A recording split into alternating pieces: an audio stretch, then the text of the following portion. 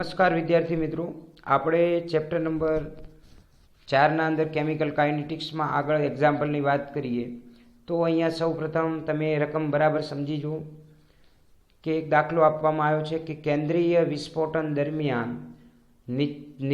નિપજોમાંની એક સ્ટ્રોન્શિયમ 30 છે, જેનો અર્ધ આયુષ્ય સમય તમને આપવામાં આવ્યો છે 28.1 વર્ષ છે. જો એ જ સમયે કોઈ તાજા જન્મેલા બાળકના હાડકાના અંદર 1 માઇક્રોગ્રામ સ્ટ્રોન્શિયમ 90 તમને જોવા મળ્યું, એના અંદર શોષાય છે, તો એને બદલે શોષાયેલ હોય તો તે બાળકમાં બીજી ચયાપચયની ક્રિયાથી સ્ટ્રોન્શિયમ 90 ગુમાવ્યું ન હોય તો 10 વર્ષે અને 60 વર્ષને અંતે શરીરમાં કેટલું સ્ટ્રોન્શિયમ 90 હશે એ આપણે અહીંયા શોધવાનું છે. તો સૌથી પહેલાં આવા દાખલાના અંદર ખાસ એ સમજવાનું છે કે તમે અહીંયા જુઓ કે તમને 10 વર્ષે અને 60 વર્ષના અંતે સ્ટ્રોન્શિયમનું મૂલ્ય શોધવાનું છે. હવે ખાસ કરીને તાજા જન્મેલા બાળકના અંદર 1 માઇક્રોગ્રામ સ્ટ્રોન્શિયમ 90 છે, એનો અર્થ તમે મૂળ સાંદ્રતા કેટલી લો છો? R0 બરાબર 1 માઇક્રોગ્રામ થશે. હવે T1 એટલે કે ધારો કે 10 વર્ષ પછી એ R ઓફ ટી કેટલું થાય? તો અહીંયા આપણે ધારીએ કે X R ઓફ ટી થાય એટલે X માઇક્રોગ્રામ થશે. અને T2 બરાબર ધારો કે 60 વર્ષ પછી, તમે અહીંયા જુઓ 60 વર્ષ પછીની વાત કરીએ તો R ઓફ T2 થાય તો એ ધારો કે Y માઇક્રોગ્રામ જેટલું છે. તો સૌથી પહેલાં આવા દાખલામાં આપણે વેગ અચળાંક Kને શોધી લઈશું. તો સૂત્ર તમે દરેક જણ જાણો છો કે અહીંયા K બરાબર 0.693/T1/2. Kને પ્રશ્ન કરતાં કરી દીધો છે. પ્રથમ ક્રમની પ્રક્રિયા માટે તમે જાણો છો કે T1/2 બરાબર 0.693/K. એમાંથી Kને પ્રશ્ન કરતાં કર્યો એટલે 0.693/T1/2. T1/2 સ્ટ્રોન્શિયમનું તમે જાણો છો કે જેના અંદર 28.1 વર્ષ છે, એટલે તમે સરળતાથી એનો અહીંયા જવાબ શોધી શકશો. હવે 10 વર્ષ પછી એટલે સમય તમને આપ્યો છે, એટલે પ્રથમ ક્રમની પ્રક્રિયા માટે K બરાબર 2.303/T ઇન્ટુ log R0/RT છે. એમાંથી આપણે Tને પ્રશ્ન કરતાં કરીએ તો T બરાબર શું થાય? તો T બરાબર 2.303/K ઇન્ટુ log R0/RT થશે. હવે કિંમતો મૂકી દઈએ તો T બરાબર તમે 10 વર્ષ છે, 2.303 અપોન K બરાબર તમે જે શોધ્યો છે કિંમત મૂકો ઇન્ટુ log R0 એટલે મૂળ સાંદ્રતા 1 માઇક્રોગ્રામ અને R ઓફ ટી સમયે X માઇક્રોગ્રામ થશે. તો log 1/X એને પ્રશ્ન કરતાં કરીએ તો 10 ગુણ્યા 0.02467 2.303 સાદરૂપ આપીએ તો 0.1070 મળે. તો 1/X બરાબર એન્ટીલોગ ઓફ 0.1070, તો 1/X બરાબર 1.2794 અને માટે X બરાબર તમે 0.7816 તમને માઇક્રોગ્રામ મળશે. તો Xનું મૂલ્ય 10 વર્ષ પછી તમને સ્ટ્રોન્શિયમનું મૂલ્ય મળી ગયું છે. હવે એ જ રીતે તમારે 60 વર્ષ પછી, તો 60 વર્ષના અંતે તમે Y માઇક્રોગ્રામની વાત કરી, તો ફરીથી એ જ સમીકરણમાં કિંમતો મૂકી દો. તો કે T બરાબર તમે અહીંયા જુઓ 2.303/K ઇન્ટુ log R0/RT. તો 60 બરાબર કિંમત 60 વર્ષ છે એટલે T બરાબર 60, તો 60 બરાબર 2.303 અપોન 0.024662 ઇન્ટુ log 1/Y. એમાંથી સાદુરૂપ આપતા તમે આ દાખલામાં સાદુરૂપ આપશો એટલે આખું log Y મળશે તમને. ઉપર જે રીતે શોધ્યું છે એ જ રીતે. તો log Y બરાબર -0.6425 અને માટે Y બરાબર એન્ટીલોગ. માઇનસનો એન્ટીલોગ જોઈ શકાય નહીં એટલે એનું પોઝિટિવ ફેરવી અને આપણે કિંમત શોધીએ તો તમને 0.228 માઇક્રોગ્રામ તમને મળશે. તો આ રીતે T બરાબર 10 વર્ષ અને 60 વર્ષના અંતે તમે સ્ટ્રોન્શિયમનું પ્રમાણ કેટલું હશે એ શોધી શકો છો. એના પછી એક નેક્સ્ટ દાખલાની વાત કરીએ. અહીંયા જુઓ, કિંમત બરાબર સમજો કે એ અને બી વચ્ચેની પ્રક્રિયામાં પ્રારંભિક પ્રક્રિયા વેગ એ અને બી જુદી જુદી સાંદ્રતાએ આપવામાં આવ્યા છે, જે નીચે પ્રમાણે એક કોષ્ટકના અંદર મેં લખ્યા છે.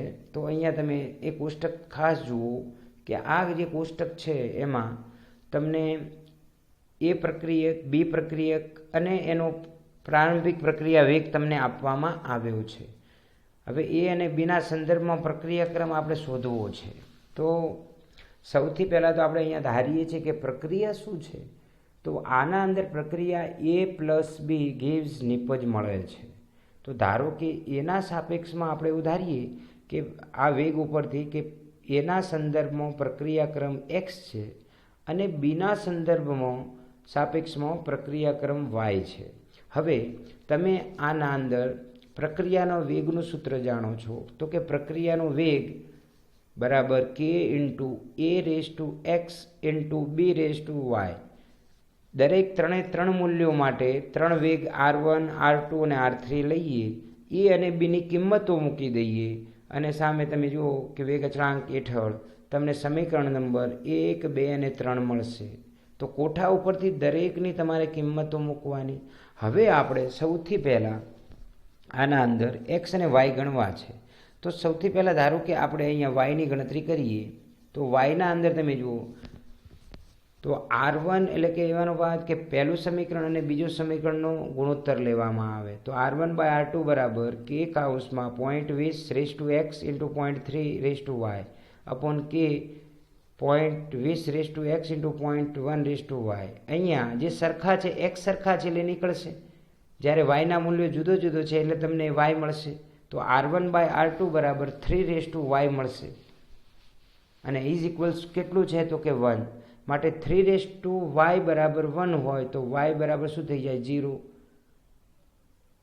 કારણ કે બેઝ 1 ક્યારે બને તો ઘાતાંક 0 હોય ત્યારે, અને માટે 3 ટુ 0 એટલે 3 ટુ 0 બરાબર 1 તમને મળશે. તો આ રીતે તમે વાયનું મૂલ્ય શોધ્યું. હવે તમે જુઓ એક્સની ગણતરી આપણે કરવી છે. તો એક્સની ગણતરીમાં સમીકરણ 1 અને 3 જે છે એના અંદર તમારે વાયનું મૂલ્ય કેટલું મૂકવાનું? 0 મૂકવાનું. કારણ કે અહીંયા જુઓ વાય બરાબર તમને 0 મળે છે. તો R1 અને R3ના મૂલ્યોના અંદર તમે કિંમતો મૂકી દો તો શું થશે તમે અહીંયા જોઈ શકો છો. અહીંયા તમે જુઓ દરેક જણ તો કે 1.43 ઇન્ટુ 10⁻⁴ ઇઝ ઇક્વલ કે કાઉસમાં 0.4 તો R3 પણ એ જ રીતે મળશે કિંમતો. તો R3 હવે ગુણોત્તર લેવાનું તમારે સીધો જ કે R3/R1 બરાબર 1.43 ગુણ્યા 10⁻⁴ ભાગ્યા 5.07 ગુણ્યા 10⁻5 બરાબર કે કાઉસમાં 0.4 x અને કે કાઉસમાં 0.2 x. તો બંનેના x બરાબર બંનેને ભાગી નાખો તો તમે 0.4503 ભાગ્યા 0.3010 એટલે સાદુરૂપ તમે આપતા જશો ધીમે ધીમે આગળ. એટલે આ સાદુરૂપ આપ્યા બાદ તમે અહીંયા સીધો જ ગુણોત્તર તમને મળશે અને માટે x બરાબર 1.5 તમને મળે છે. તો પ્રક્રિયા ક્રમના અનુસંધાને તમે 1.5 ક્રમ નક્કી કર્યો છે. તો આ રીતે પણ આ દાખલો ગણી શકાય. આવો દાખલો બોર્ડમાં પૂછાયેલો છે અગાઉ 5 ગુણના અંદર.